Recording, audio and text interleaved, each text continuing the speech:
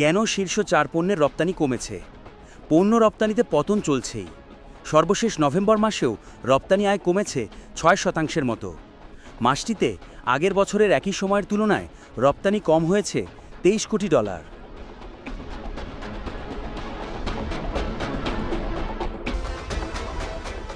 গত বছরের নভেম্বরে রপ্তানি হয়েছিল $412 কোটি পণ্য। এ নিয়ে রপ্তানি কমল টানা 4 মাস। ইপিবির পণ্য রপ্তানির হালনাগাদ পরিসংখ্যানে দেখা যায়, শীর্ষ 5 খাতের মধ্যে চামড়া ও চামড়াজাত পণ্য ছাড়া বাকিগুলোর রপ্তানি গত নভেম্বর মাসে কমেছে। খাতগুলো হলো তৈরি পোশাক, পাট ও পাটজাত পণ্য, কৃষি প্রক্রিয়াজাত পণ্য ও হোম টেক্সটাইল। এছাড়া চামড়াবিহীন জুতা, হিমায়িত খাদ্য ও প্লাস্টিক পণ্যের রপ্তানিও কমেছে।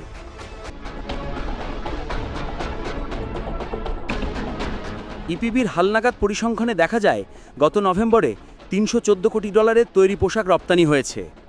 এ রপ্তানি গত বছরের একই সময়ের তুলনায় 5% কম।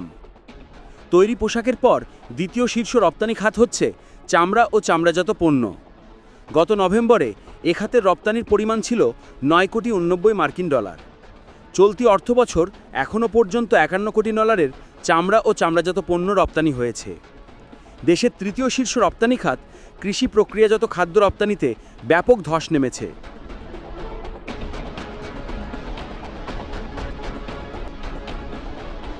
গত মাসে রপ্তানি হয়েছে $8 কোটি 28 লাখ পণ্য। এ রপ্তানি গত বছরের একই সময়ের তুলনায় প্রায় 25% কম। চতুর্থ শীর্ষ রপ্তানি খাত পাট ও পাটজাত পণ্যের রপ্তানি গত মাসে 10.5% কমেছে। এ সময় রপ্তানি হয়েছে $6 কোটি 89 লাখ পণ্য। চলতি অর্থবছরে এখনও পর্যন্ত $35 কোটি পাট ও পাটজাত পণ্য রপ্তানি হয়েছে।